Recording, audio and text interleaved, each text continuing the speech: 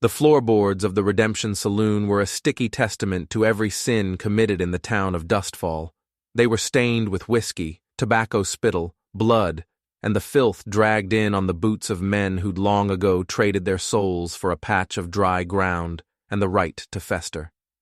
Elias Dorr, the town's sheriff, felt the rot not as an observer, but as a participant, the grime of the floor a mirror to the one coating his own insides. His badge was a dull, tarnished thing, a joke pinned to a ghost. It wasn't a symbol of justice, not here. Here, it was a marker of the man paid to look the other way, to keep the beasts from eating each other long enough for the saloon to turn a profit. Justice had died for him somewhere in a Tennessee valley, with the smell of cannon smoke and scorched earth filling his lungs until he thought he'd never breathe clean air again. He hadn't. The air in Dustfall was just a different kind of poison, slower, sweeter, thick with the decay of hope. Laughter, sharp and cruel as shattered glass, erupted from the corner table.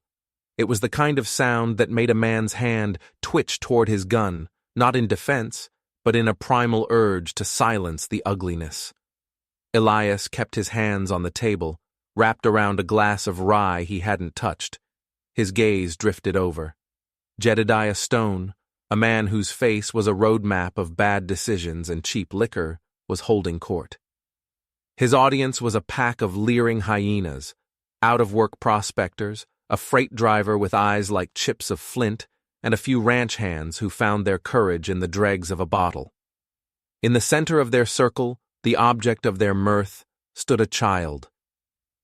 She couldn't have been more than 7 winters old, a slip of a thing, with hair the color of a raven's wing, and eyes so dark they seemed to drink the greasy lamplight and give nothing back. Her dress was a flour sack, crudely stitched and stained. She stood unnaturally still, a small, rigid island in a sea of raucous degradation. Her father, Jedediah, had his thick, dirty hand clamped on her shoulder, his thumb pressing into the delicate bone. "See?" Jedediah slurred, his voice a wet rasp. "Quiet as a church mouse, won't give no trouble, worth a damn sight more than what I'm askin'." Silas Black, the saloon owner, polished a glass behind the bar, his face a mask of practiced indifference. He'd seen men barter horses, guns, and wedding rings. A child wasn't so different, just flesh and bone instead of wood and steel. "And what is it you're askin', Jed?" Jedediah grinned, a horrifying sight of yellowed teeth and blackened gums. He shoved the girl forward a step. She stumbled but didn't cry out. Her stillness was a scream all its own. "A bottle, 1 full bottle of your best, the good stuff you keep for the high rollers." He gestured with his free hand at the top shelf, where a bottle of amber whiskey sat like a jewel in the gloom. "That one." The laughter swelled again, a chorus of rot. Men nudged each other, their eyes crawling over the girl. They saw a future servant, a drudge, something to break the monotony of their bleak lives. They saw a commodity. Elias saw the cradle.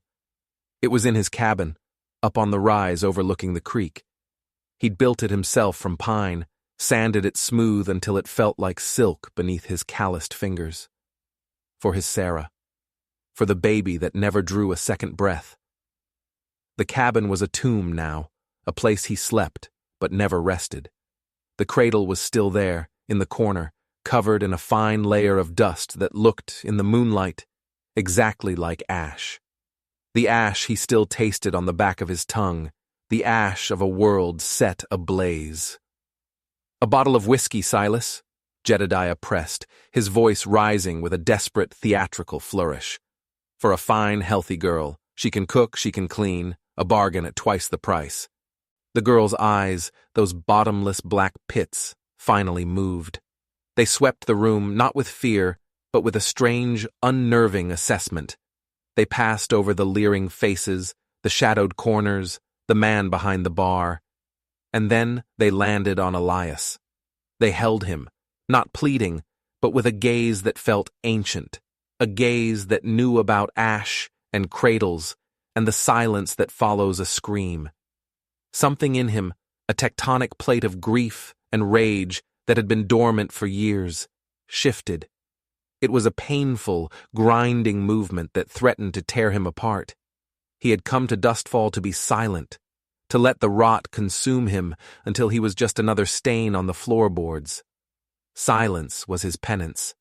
He had been a soldier in a war that had burned everything clean, a war he had carried out with grim efficiency. He had followed orders, scorched the earth, silenced the dissenters.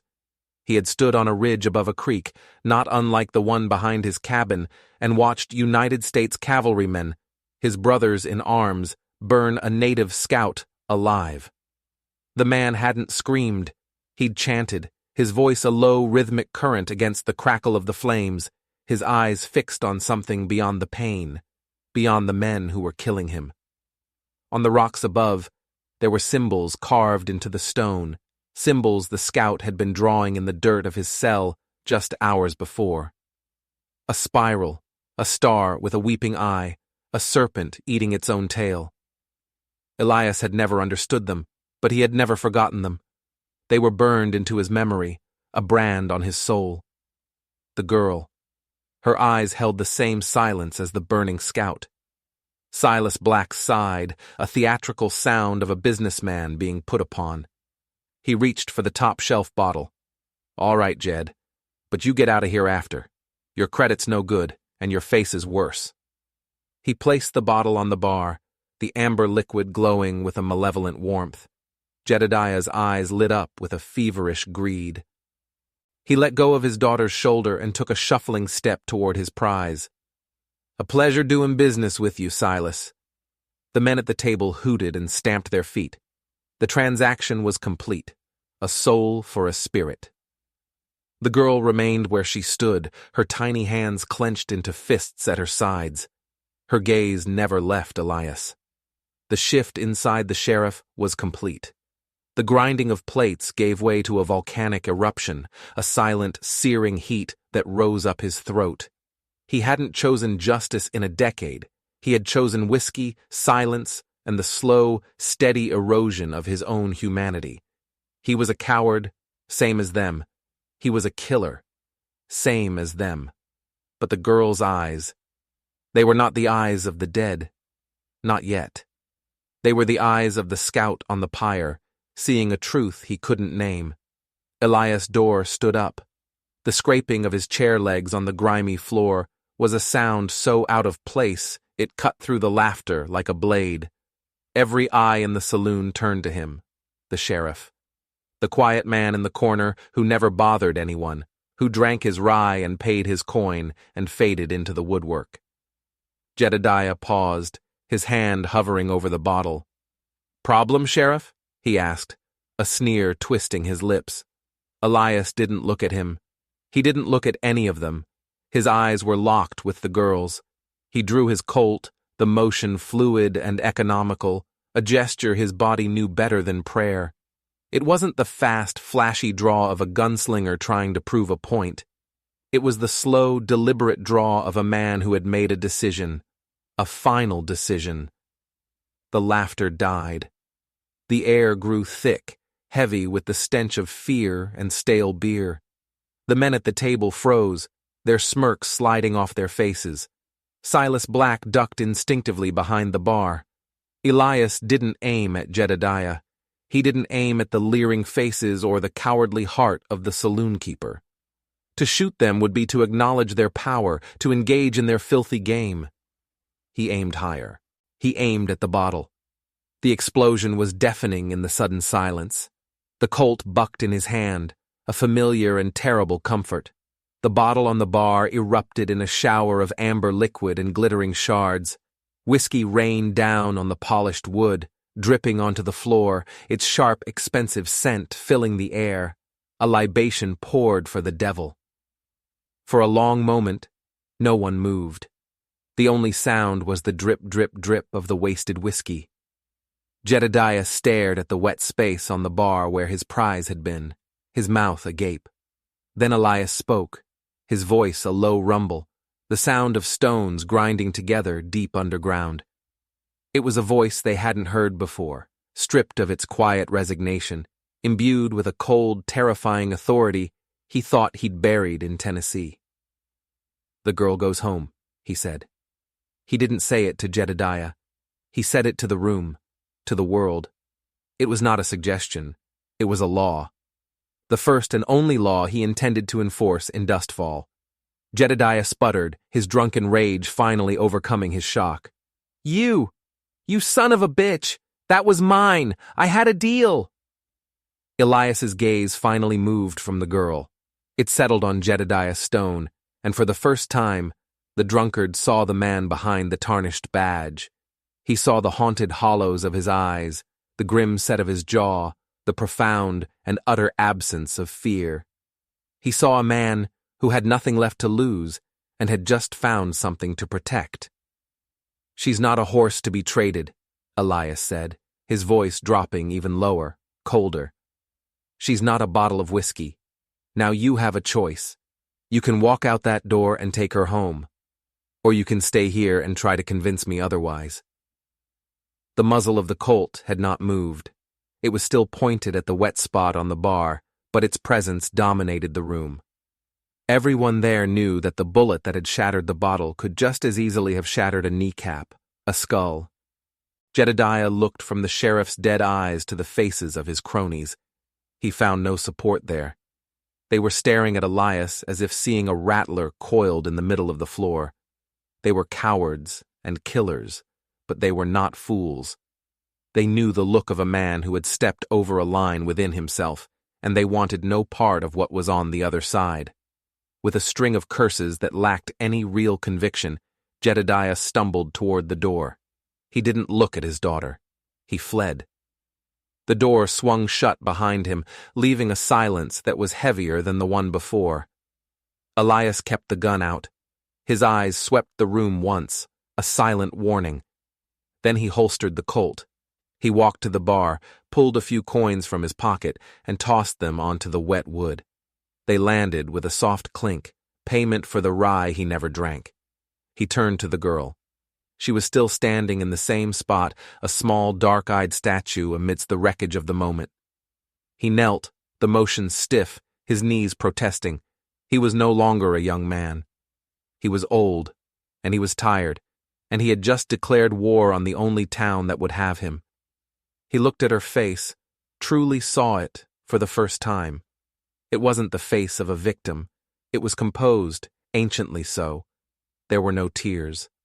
Her dark eyes held his, and in their depths he saw not gratitude, but recognition, as if she had been waiting for him, as if she knew the path he had just set them both upon. "Come on, child," he said, his voice softening, the gravel giving way to something rusted and unused.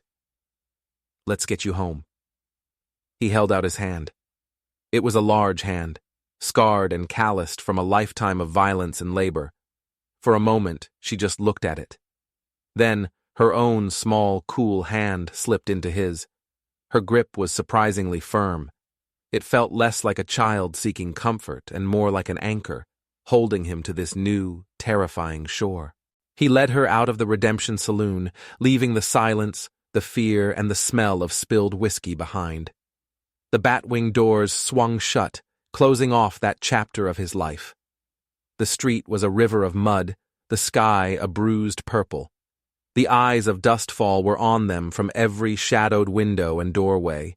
He felt their judgment, their resentment, their fear. They had lost their jester, their whipping boy, and their quiet, complicit sheriff had just become something else entirely. Something dangerous. A traitor to the rot. He walked with the child's hand in his, heading not toward Jedediah's hovel, but up the rise, toward the cabin where a cradle sat covered in the dust of his own ghosts. He didn't know her name. He didn't know her people. But as they walked, the setting sun catching the sharp edges of the distant mesas, he felt the weight of her small hand in his, and for the first time in a very long time, the silence he carried within him felt a little less like an ending. It felt like a beginning. The walk to the cabin was a silent procession. The mud of the main street gave way to a rocky upward path that snaked through sagebrush and pinon pine. The air grew cooler, cleaner, smelling of dust and wild herbs instead of sweat and decay. The girl's small legs worked to keep up with his long strides, but she never stumbled, never complained. Her hand remained in his, a steady, living weight. Elias was acutely aware of the town shrinking below them, a festering wound in the vast, indifferent landscape. He could feel the eyes of the townsfolk on his back, a prickling heat of accusation. He had broken their unspoken covenant. He had held up a mirror, and they had not liked the reflection. His cabin was dark when they arrived, a stark silhouette against the last bloody streaks of sunset. It was a place built of grief and solitude. He pushed the door open, the familiar creak loud in the evening stillness. The single room inside was spare, almost monastic. A bed, a table, 2 chairs, a stone fireplace, and in the corner, shrouded in shadow, the cradle. The air was stale with disuse, thick with the ghosts of unspoken words and unshed tears. He released the girl's hand and moved to light the lantern on the table. The flame sputtered to life, casting a warm, flickering glow that pushed the deeper shadows back but didn't banish them. When he turned, the girl was standing in the center of the room, her dark eyes taking everything in.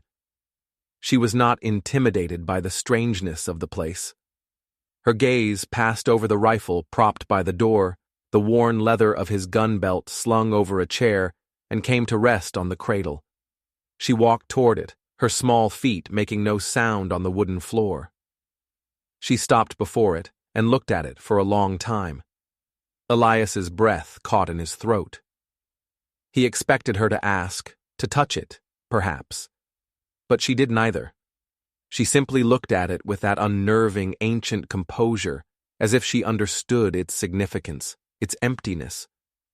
As if she could see the ghost of the baby that had never been, the specter of the wife he had lost not to sickness or violence, but to a silence that had grown between them until it was a wall of solid ice. Sarah had left him for the East, for a world where cradles were filled and the sky wasn't a constant crushing weight. After a moment, the girl turned away from the cradle and sat down on the floor right in the middle of the room. She tucked her legs beneath her, the ragged flour sack dress pooling around her. She looked at Elias, a clear, direct gaze of expectation. "Are you hungry?" he asked, his voice rough. She gave a single, small nod. He moved to the hearth, his actions clumsy, unfamiliar. It had been a long time since he had prepared food for anyone but himself. He found a piece of jerky, some hardtack from a tin. It was soldier's food, the sustenance of survival, not comfort. He brought it to her, placing it on the floor beside her. She took a piece of the jerky and began to chew with a slow, deliberate patience. Elias sat in one of the chairs at the table, watching her. The silence in the cabin was different now. It was no longer just his own echoing emptiness. It was shared. Her presence filled the space in a way that was both profound and unsettling. She was a question he had no answer for. He had acted on an impulse he didn't understand, a sudden, violent rejection of the man he had become. But what now? He couldn't keep her. He couldn't return her to Jedediah. He was the law, and he had just committed an act that was, in the eyes of the town, tantamount to theft.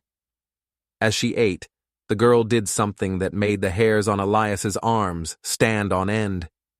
With the forefinger of her free hand, she began to draw in the thin layer of dust on the floorboards. Her movements were not the idle scribbles of a child. They were precise, confident. She drew a line, then another, a curve, a dot. Elias leaned forward, his chair groaning in protest. The lantern light caught the pattern she was etching in the dust. A spiral. A star with a single, elongated point that looked like a tear or a ray of light. And then, a winding serpentine shape that seemed to loop back on itself. The air left his lungs in a rush. They were the same symbols he had seen carved into the rocks above the creek in Tennessee. The symbols the scout had been drawing in the dirt before the cavalrymen dragged him to the pyre. "Where did you learn those?" he asked, his voice a hoarse whisper. The girl didn't look up. She finished the serpent, her small finger tracing the final curve of its tail as it met its own mouth. Then she lifted her head, her dark eyes meeting his across the small space. She didn't answer with words. She simply looked at him, and in her gaze, he saw the flicker of firelight, heard the phantom echo of a death chant, smelled the sickeningly sweet scent of burning pine and human flesh. He was on his feet without realizing it, backing away until his shoulders hit the cold stone of the fireplace. The room seemed to tilt, the shadows lunging and retreating with the lantern's flicker. The war was not a memory. It was a room he had never left. He had been there for 10 years, standing on that ridge, watching the scout burn, the man's silent endurance, a judgment more damning than any curse. The scout was from a tribe that had been promised safety, a tribe the Union Army had used for its knowledge of the terrain and then discarded, betrayed. Elias had stood by, his rifle in his hands, and done nothing. He had followed his orders. He had maintained the silence. And now, a decade later, in a town at the edge of nowhere, a child sold for whiskey was drawing the sacred language of that betrayal on his floor. He sank back into the chair, his head in his hands. The weight of his past, a burden he carried every day, settled on him with a crushing physical force. He was not a good man. He was not a hero. He was a haunted man who had just stumbled into a ghost story he didn't understand. The girl was not just a girl. She was a message, a reckoning. He stayed that way for a long time, listening to the sound of his own ragged breathing. The girl finished her meal and, without a word, curled up on the floor right where she sat, her head pillowed on her arm, and fell asleep. She slept with the same stillness she held when awake, as if sleep were not a surrender, but a different state of vigilance. Elias did not sleep. He sat at the table, the lantern burning low, and watched her. He watched the gentle rise and fall of her small shoulders. He watched the symbols she had drawn in the dust, a cryptic map of his own damnation. He thought of the town below, of the anger that would be simmering, hardening into resolve. Tomorrow they would come for him, or the day after. They would not let this stand. He had taken something that belonged to one of their own, and he had used his badge, his gun, to do it. He had sided with an outcast, a child with no name and no value in their eyes, against one of them. In a place like Dustfall, that was the only treason that mattered. As dawn approached, painting the single window of the cabin in shades of gray and lavender, another presence made itself known. It was not a sound, but a stillness outside, a subtle shift in the atmosphere. Elias stood and moved to the window, peering out. On the ridge opposite his cabin, silhouetted against the nascent light, stood a figure, a man on horseback. He was too far away to make out details, but the outline was unmistakable. The long hair, the line of the blanket-wrapped shoulders, the way the horse stood, patient and silent. It was not a townsman. It was one of the people, the tribe that lived in the canyons to the north, the tribe the townsfolk feared and reviled, the tribe they called savages, the tribe the girl clearly belonged to. The rider just sat there, watching the cabin, a silent sentinel.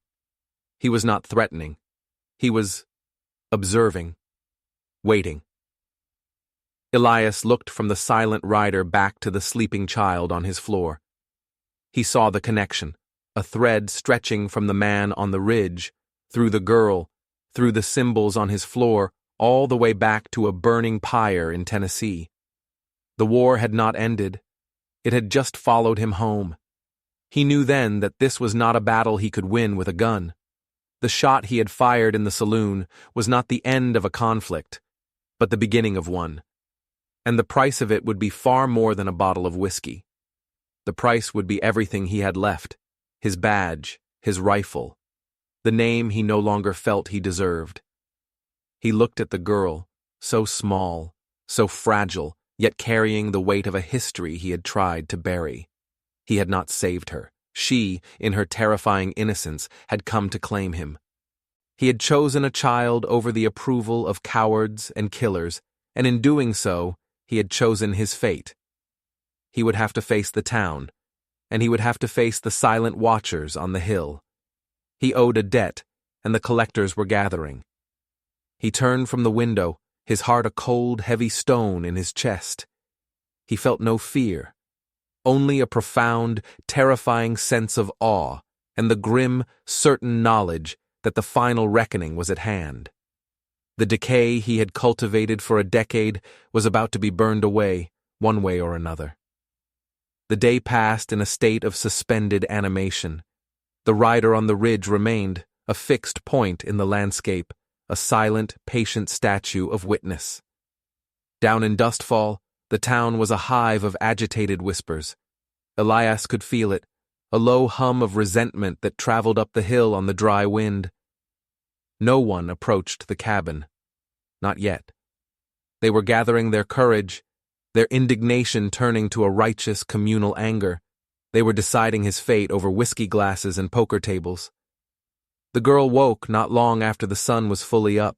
She sat up, looked at Elias, and then her eyes went to the window, to the distant rider. She showed no surprise. Her expression was one of solemn acknowledgement. She stood and walked to the cabin door, opening it and stepping outside. She didn't run, didn't call out. She simply stood in the morning light, a small, solitary figure facing the man on the ridge. It was a silent conversation, a communion of stillness that Elias could only watch, an outsider to their language of silence. After a long moment, she came back inside, closed the door, and sat again on the floor, picking up another piece of the hardtack. Elias spent the morning cleaning his rifle, the familiar, methodical task a comfort to his frayed nerves. He broke it down, oiled the components, the scent of the gun oil sharp and clean. Each metallic click of the reassembly was a punctuation mark in the heavy silence. This rifle had been his companion through the war, through the lonely years that followed. It had spoken a language of finality, of power. He looked at it now, gleaming in his hands, and it felt like a relic from another life. A life where he believed that problems could be solved with a well-aimed shot. The girl watched him, her dark eyes following his every move. When he was done, he propped the rifle by the door. He then unbuckled his gun belt and hung it from the peg. The absence of the weight on his hip was a sudden, unnerving lightness. He felt naked, vulnerable. For 10 years, the Colt had been a part of him, an extension of his will.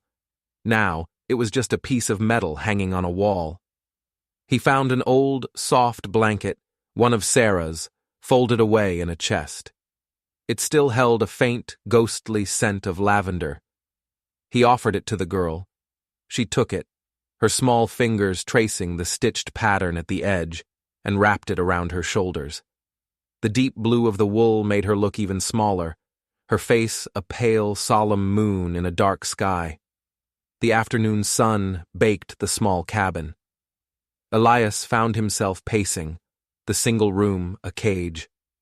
He kept glancing out the window, at the rider, at the town below. The waiting was a form of torture.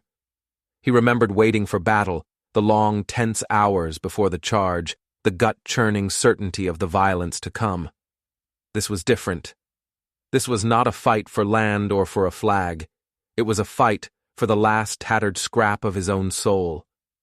As the sun began its descent, casting long, distorted shadows across the land, they came. He saw them first as a dark mass moving up the path from the town. A mob. He counted a dozen men, maybe more. At the front was Silas Black, the saloon keeper, his face flushed with a self-important fury. Beside him was the blacksmith, a bull of a man named McCoy, carrying a hammer in his hand as if it were a scepter. Jedediah Stone was with them, his earlier fear replaced by the borrowed courage of the crowd. The rest were the familiar faces of Dustfall's dregs, men whose lives were a cycle of petty cruelties and resentments, now united in a common cause. Elias stepped outside the cabin, positioning himself in front of the door. He was unarmed. His hands were empty at his sides. He wanted them to see it. He wanted them to know that this was not a confrontation of force.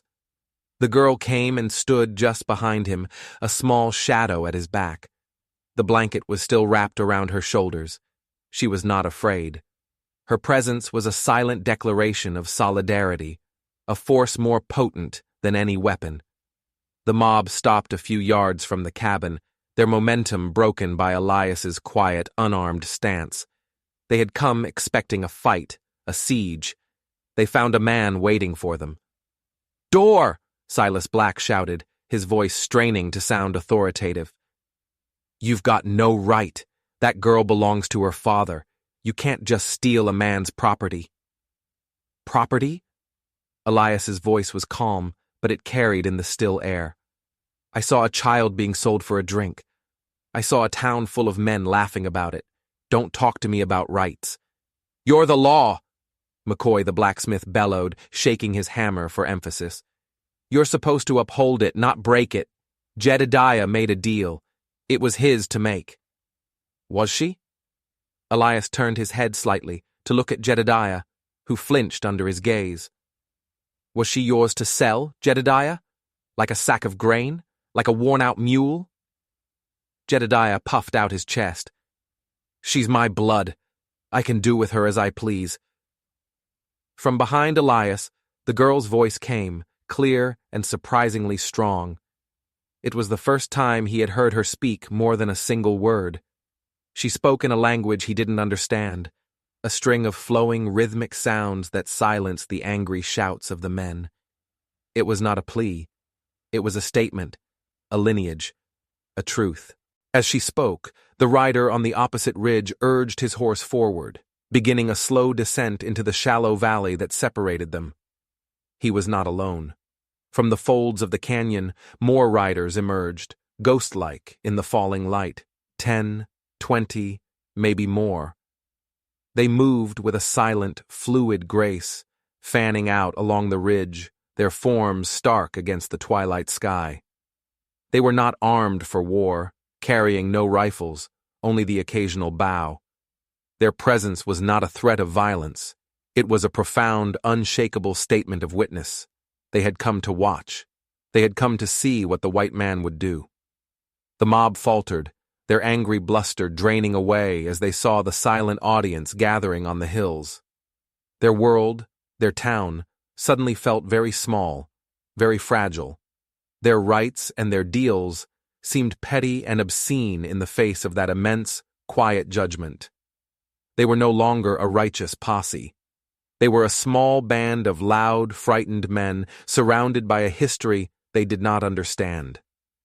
Silas Black licked his lips, his eyes darting from Elias to the silent figures on the ridge. "This ain't your concern," he shouted, but his voice was thin, robbed of its conviction. He was speaking to the riders now, not to Elias. Elias stepped forward, away from the cabin, away from the girl, creating a space of demarcation. This was his to finish. "It is my concern," he said, his voice resonating with the weight of a decade of shame. "I have stood by while deals were made. I have stood by while lives were broken. I wore this badge and I enforced a silence that let the rot grow. I was a soldier in a war that made promises it never kept, to her people." He gestured with his head toward the riders. "I watched a man from her tribe die for our convenience, and I did nothing. My silence was my sin, and I will not be silent any more." He reached up and unpinned the tarnished silver star from his shirt. It felt heavy in his palm. He held it out for them to see. "This badge is a lie," he said, his voice thick with emotion. "It stands for a justice that doesn't exist in this town. It stands for looking the other way. I don't want it." He didn't throw it down. He opened his hand and let it fall to the dirt at his feet. It landed with a soft thud, a hollow sound. Next he turned and walked back into the cabin. The men watched, confused, uncertain. He emerged a moment later with the rifle. He held it across his body, the polished wood and blued steel catching the last light. He could see the fear and desire in their eyes. A rifle like that was a king's ransom in a town like Dustfall. "This rifle has taken more lives than I can count," he said, his voice a low confession. "It has enforced orders I knew were wrong. It has protected a peace that was really just a slow death. It is a part of the war I can't leave behind." He walked to the edge of the rise, and with a strength born of desperation and renunciation, he hurled the rifle out into the twilight. It spun end over end, a dark slash against the purple sky, before landing somewhere in the sagebrush below with a distant, clattering crash. A collective gasp went through the mob. To give up a badge was one thing. To throw away a rifle like that was insanity. It was suicide. Elias walked back to the center of the clearing, his hands now truly empty. He faced the men from his town, the men who had been his neighbors, his charges. "My name is Elias Dorr," he said. That name belonged to a sheriff. It belonged to a soldier. It belonged to a man who lived by the gun and by the silence. I am not that man anymore. I give that name back to the dust. He stood before them, stripped of his authority, his weapon, his very identity. He was just a man, his soul laid bare for all to see. He had offered up everything he was as penance. The mob was broken. Their anger was gone, replaced by a mixture of awe, confusion, and a dawning, uncomfortable shame. They looked at Elias, at the badge in the dirt, at the silent riders on the hill, at the small, blanket-wrapped girl who stood by the cabin door, her eyes filled with an ancient fire. They saw the whole ugly story laid out before them, and they saw their own part in it. They were cowards and killers, and the man they had come to punish had just shown them what true courage looked like. It looked like surrender. One by one, they began to turn away. McCoy lowered his hammer. Silas Black seemed to shrink, his fury shriveling into something small and pathetic. Jedediah Stone was among the first to scuttle away, unable to bear the weight of the silence, the judgment of the watching eyes. They didn't run. They retreated, a slow, shambling exodus back down the hill to their town of rot and whispers. They left Elias alone in the twilight, a man without a name, a weapon, or a law to hide behind. He stood there until the last of them was gone. The land was quiet again. The only sound was the evening wind sighing through the pines. He had done it. He had chosen the child. He had faced the town. He had paid the price. He turned to look at the girl. She was still watching him, her face unreadable in the gathering dark. Then he looked up at the riders on the hill. The man who had been there since dawn, the first sentinel, urged his horse forward and rode down into the clearing. He was an older man, his face a beautiful, intricate map of lines and creases, his long gray hair tied back with a leather cord. He stopped his horse a few feet from Elias. He looked at the badge on the ground, then at Elias's empty hands, and finally into his eyes. The old man spoke, not in the girl's tongue, but in a slow, deliberate English, his voice like the rustle of dry leaves. "You have given up your power," he said. It was not a question. "It wasn't power," Elias replied, his own voice sounding hollowed out, new. "It was a cage." The old man nodded slowly, a deep, knowing gesture. "The spirits of this land have seen your choice. The child's heart is strong. She has brought you out of the ghost house." He looked at the girl who now walked forward to stand beside the horse's head, placing a hand on its neck. "Her name is Noda Kaho, she who remembers the path. She will stay with you until the snows come. She will teach you the language of the silence that is not empty." Elias looked at the girl, Notakaho, and for the first time he understood. She was not a victim he had rescued. She was a guide, a healer, sent to him, or perhaps he had been led to her. The symbols on the floor were not a curse, but a lesson. The old man turned his horse. "We will watch," he said, before riding back up the hill to join the others. As one, the silent band of riders turned and melted back into the canyons from which they came, leaving the sky empty, the land still. Elias was alone with the girl. He looked down at the badge, a meaningless piece of metal in the dirt.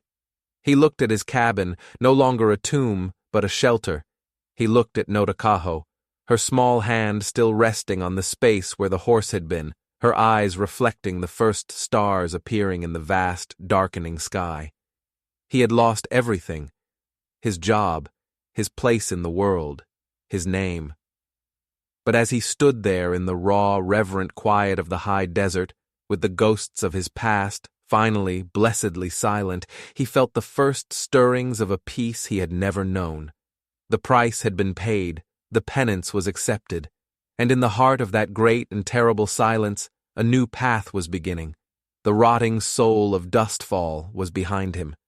Before him was a child who remembered the way, and a future he would have to learn to earn, one breath at a time. The air was clean, and for the first time, he could breathe.